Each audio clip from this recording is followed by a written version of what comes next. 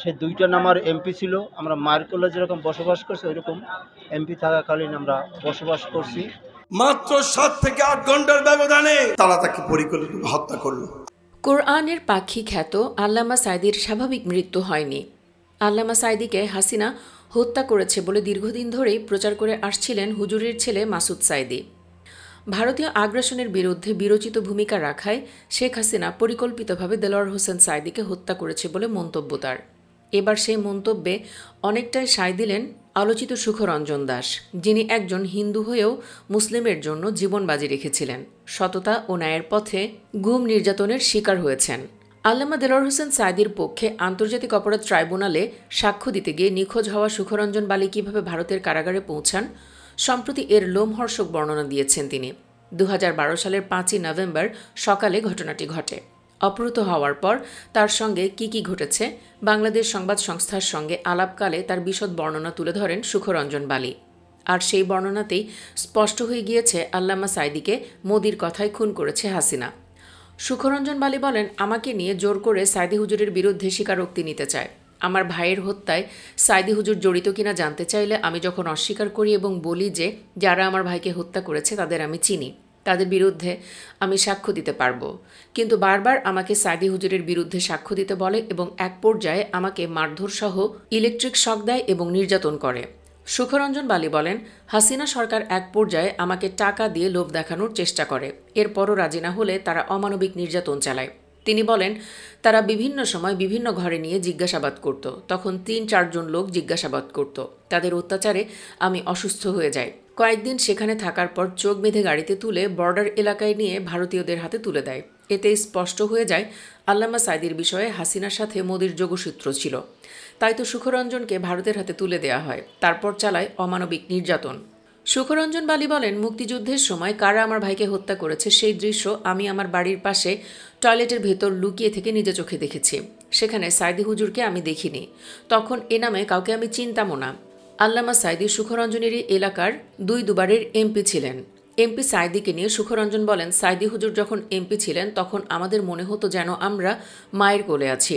হুজুর নিরপরাধ, নির্দোষ। তার বিরুদ্ধে শত নির্যাতন সহ্য করেও আমি সাক্ষ্য দেইনি। আমাকে ক্ষুদিরামের মতো ফাঁসি দিলেও আমি প্রস্তুত ছিলাম। এসব ঘটনার পরিপ্রেক্ষিতেই মাসুদ সাঈদী বলেন, কেন তারা আল্লামা সাঈদীর কণ্ঠ স্তব্ধ করতে চেয়েছে?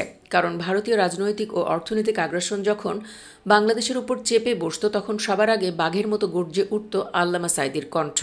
তিনি আরও বলেন, আল্লামা সাঈদীকে ২০১০ সালের ২৯ জুন গ্রেফতার করা হয় ধর্মীয় অনুভূতিতে আঘাত হানার হাস্যকর মামলায়, কিন্তু বিচার করেছে তথাকথিত যুদ্ধাপরাধ মামলায়। আল্লামা সাঈদীকে যুদ্ধাপরাধ মামলায় গ্রেপ্তার করার মতো প্রমাণাদি সরকারের হাতে ছিল না। তাকে অন্যায়ভাবে আটকে রাখায় মুসলিম উম্মার ক্ষতি হয়েছে, বাংলাদেশের ক্ষতি হয়েছে। যুদ্ধাপরাধের পুরো অভিযোগটাই হলো একটা নাটক। কেবল মাসুদ সাঈদীই নন, এ বিষয়ে কথা বলেছেন বাংলাদেশ জামায়াতে ইসলামের নোয়াখালী জেলা সেক্রেটারি মাওলানা বোরহান উদ্দিনও। তিনি বলেন, শেখ হাসিনা যখন বুঝতে পেরেছে আর বেশি দিন ক্ষমতা নেই, তখন মাওলানা দেলোয়ার হোসেন সাঈদীকে সুস্থ অবস্থায় জেল থেকে হাসপাতালে এনে ইনজেকশন দিয়ে পরিকল্পিতভাবে হত্যা করেছে।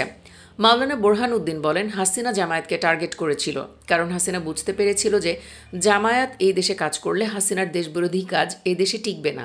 ভারত ও শেখ হাসিনার পরিকল্পনায় জামায়াত নেতাদের হত্যা করা হয়েছে। তিনি আরও বলেন, বর্তমান সরকার ফ্যাসিস্টদের বিরুদ্ধে কিছু করতে গেলে কারো কারো মায়া কান্না হয়। এই দেশকে নতুনভাবে তৈরি করতে পরীক্ষিত দেশপ্রেমিকদের ক্ষমতায় বসাতে হবে। পরীক্ষিত সেই দেশপ্রেমিক হচ্ছে বাংলাদেশ জামায়াতে ইসলামী।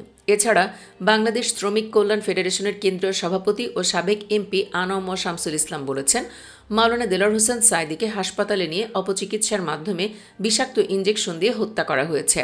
আকাশচুম্বী জনপ্রিয়তা ও কোরআন হাদিসের কথা বলতো বিধায় দীর্ঘ ১৩ বছর জালিমের কারাগারে বন্দি রেখে তাকে হত্যা করা হয়েছে। শুধু তাই নয়, অসংখ্য আলেমকে বিনা অপরাধে ফাঁসি দিয়েছে। আল্লামা সাঈদীর ইন্তেকালের পর তার অবদানের কথা স্মরণ করে বাংলাদেশ জামায়াতে ইসলামের আমির ডাক্তার শফিকুর রহমান বিবৃতি প্রদান করেন। সেখানে তিনি বলেন, ২০২৩ সালের ১৪ অগাস্ট রাতে পিজি হাসপাতালের প্রিজন সেলে চিকিৎসায় অবহেলার কারণে বাংলাদেশ জামায়াতে ইসলামের সাবেক নায়েবে আমির, আন্তর্জাতিক খ্যাতিসম্পন্ন ইসলামী চিন্তাবিদ ও মুফাসসিরে কুরআন আল্লামা দেলোয়ার হোসেন সাঈদী ইন্তেকাল করেন। তাকে কাশিমপুর কারাগার থেকে অসুস্থ অবস্থায় ঢাকায় এনে সন্ধ্যায় পিজি হাসপাতালে ভর্তি করা হয়। কর্তব্যরত ডাক্তার ও হাসপাতাল কর্তৃপক্ষ তার চিকিৎসায় যথাযথ পদক্ষেপ নেয়নি। চিকিৎসায় অবহেলার বহু তথ্য প্রচারিত হয়েছে। ওই অবস্থায় তার সন্তান ও স্ত্রীকে সাক্ষাৎ করতে দেওয়া হয়নি। এমন পরিস্থিতিতে পিজি হাসপাতালে তিনি ইন্তেকাল করেন।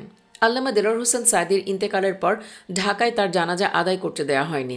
লক্ষ লক্ষ তৌহিদি জনতা ঢাকায় জানাজা আদায়ের দাবি জানালে পুলিশ তাদের ওপর কাঁদানে গ্যাস, সাউন্ড গ্রেনেড ও গুলি চালিয়ে শত শত লোককে আহত করে।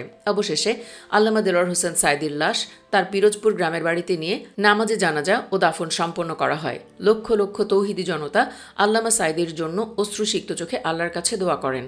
আল্লামা সাঈদী এখন আমাদের মাঝে নেই। তিনি তার জীবন ও কর্ম আমাদের জন্য দৃষ্টান্ত হিসেবে রেখে গিয়েছেন।